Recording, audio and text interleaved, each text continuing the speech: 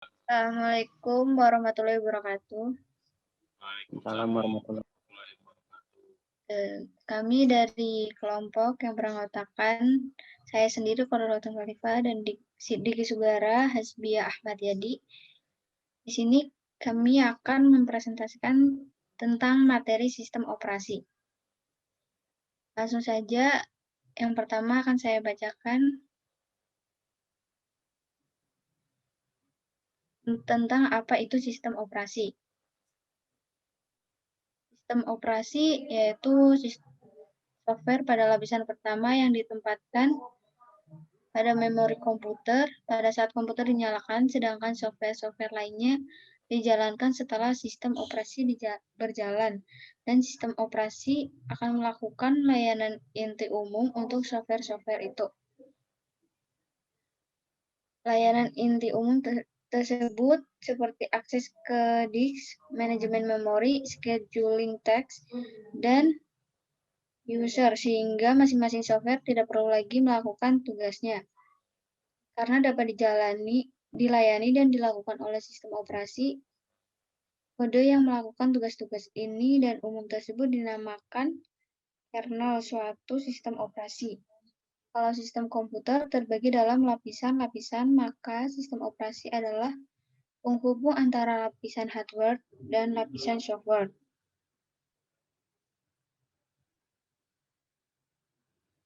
Selanjutnya, terdapat 7 struktur dasar yang dapat digunakan untuk membuat atau mengembangkan sistem operasi. Yaitu ada deskripsinya, ada monolitik sistem atau sistem monolitik. Deskripsinya yaitu sistem operasi sebagai kumpulan prosedur yang dapat dipanggil oleh prosedur lain jika diperlukan.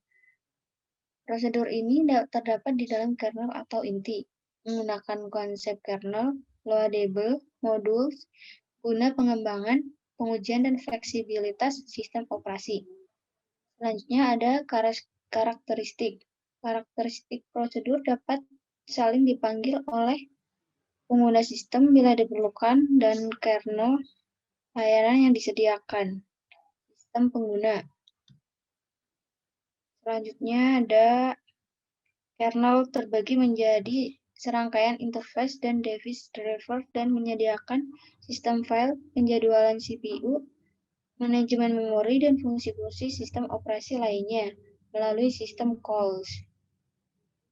Selanjutnya ada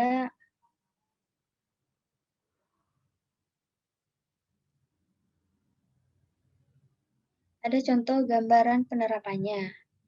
Seperti yang kalian lihat, yang pertama itu ada application program, bisa langsung ke resident system program, atau bisa langsung ke room BIOS device drivers, lalu dari resident system program ke Microsoft DOS device driver, dan ROM BIOS device drivers.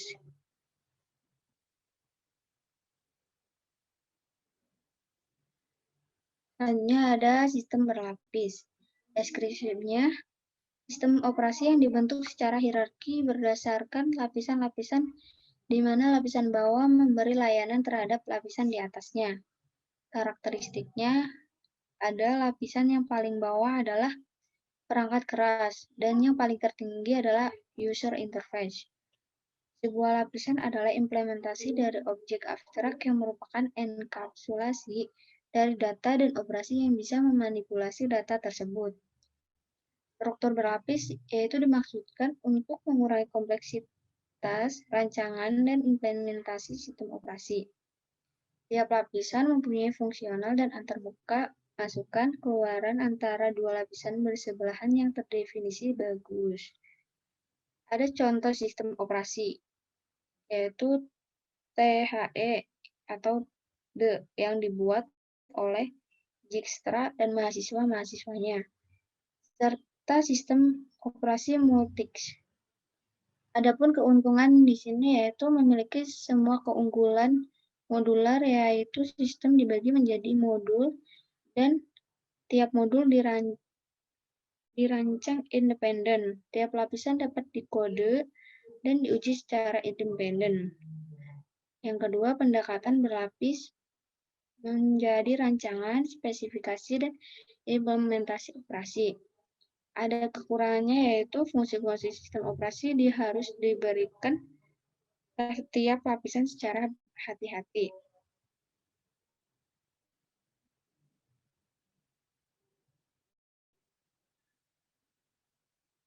Selanjutnya ada lapis-lapis dalam sistem berlapis, ada 6, yaitu fungsi lapis 5, pemakai operator, lapis 4, aplikasi program. Yang ketiga, menyederhanakan level atas. Lapis yang kedua, mengatur komunikasi. Lapis yang pertama, mengatur alokasi menjadi drum magnetik. Lapis 0, mengatur alokasi pemroses dan switching, multiprogramming, dan pengaturan proses.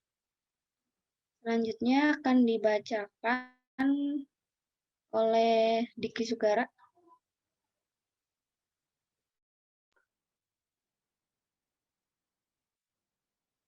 Oke, terima kasih Mbak Ori. Next.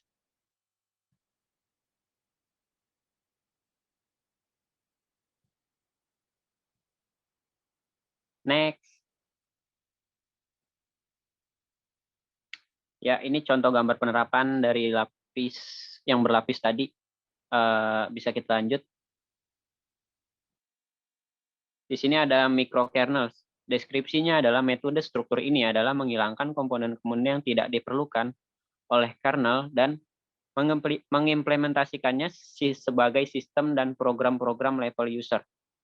Karakteristiknya, fungsi utama dari jenis ini adalah menyediakan fasilitas komunikasi antara program klien dan bermacam-macam pelayanan yang berjalan pada ruang user. Contoh sistem operasinya adalah Tru64, Unix, Mac OS X, dan QNX. Keuntungannya, kemudahan dalam memperluas sistem operasi, mudah untuk diubah ke bentuk arsitektur baru, kode yang kecil dan lebih aman. Kelemahannya, kinerja akan berkurang selagi bertambahnya fungsi-fungsi yang digunakan. Ada modular atau modules. Kernel mempunyai kumpulan komponen inti dan secara dinamis terhubung pada penambahan layanan selama waktu boot atau waktu berjalan. Sehingga strateginya menggunakan pemanggilan modul secara dinamis, loadable kernel modules, umumnya sudah diimplementasikan oleh sistem operasi modern seperti Solaris, Linux, dan macOS. Sistem operasi Apple Macintosh macOS menggunakan struktur hybrid. Strukturnya menggunakan teknik berlapis dan satu lapisan diantaranya menggunakan Mac microkernel. Di sini ada sistem mesin maya atau virtual machine. Deskripsinya, sistem operasi yang melakukan simulasi mesin nyata yang memberikan fleksibilitas tinggi dan memungkinkan sistem operasi yang berbeda dapat dijalankan pada mesin komputer tersebut, atau dapat juga disebut operating system emulator. Karakteristiknya, mesin maya mempunyai sistem time sharing yang berfungsi untuk menyediakan kemampuan untuk multiprogramming dan perluasan mesin dengan antarmuka yang lebih mudah. Contoh sistem operasinya adalah Windows NT, Linux, dengan Dosemu. Keuntungannya, pengembangan sistem dikerjakan pada mesin virtual, termasuk di dalamnya mesin fisik dan tidak mengganggu operasi sistem yang normal. Kerugiannya, konsep mesin virtual sangat sulit untuk mengimplementasikan kebutuhan dan duplikasi yang tepat pada mesin yang sebenarnya. Ini ada contoh gambar penerapannya. Ada proses kernel hardware, programming interface, ada proses kernel firmware 1, virtual machine 1, virtual machine implementation hardware, dan selanjutnya.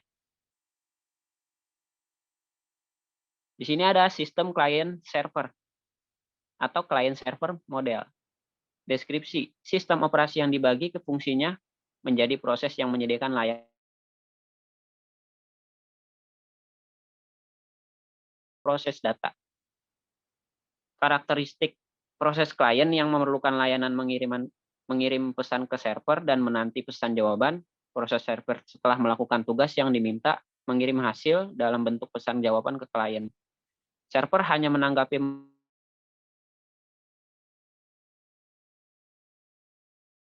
angkat ke level tinggi, sehingga kernel dibuat sekecil mungkin dan semua tugas diangkat ke bagian proses pemakai. Kernel hanya mengatur komunikasi antara klien dan server. Kernel yang ini populer dengan sebutan mikrokernel. Contoh sistem operasinya, Windows 2000 Server dan Linux. Keuntungan, kemampuan di atas untuk digunakan dalam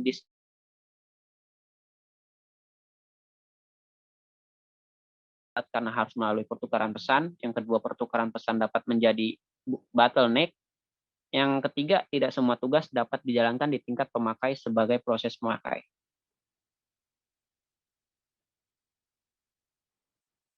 Oke, ini ada contoh gambar penerapan, ada server, ada klien dibagi, klien juga bisa langsung ke server. Oke, yang selanjutnya akan dibacakan oleh Hasbia Ahmad Yadi. Oke, terima kasih sedikit. Selanjutnya adalah sistem berorientasi objek. Deskripsinya adalah sistem operasi ini merealisasikan layanan sebagai kumpulan proses dan terstruktur serta memisahkan layanan yang disediakan dan diimplementasinya. Karakteristiknya, pada sistem yang berorientasi objek, layanan diimplementasikan sebagai kumpulan objek. Objek mengkapsulkan struktur data dan sekumpulan operasi pada struktur data itu. Tiap objek diberi tipe yang menandai di properti objek seperti proses, direktori, berkas, dan sebagainya. Dengan memanggil operasi yang didefinisikan di objek, data yang dikapsulkan dapat diakses dan dimodifikasi. Model ini sungguh terstruktur dan misahkan antara layanan yang disediakan dan implementasinya. Contoh sistem operasinya Amoeba, Eden, Xkernel, dan Windows NT. Keuntungannya terstruktur dan memisahkan antara layanan yang disediakan dan implementasinya. Kerugiannya, sistem operasi MS Windows NT telah mengadopsi beberapa teknologi berorientasi objek, tetapi belum keseluruhan.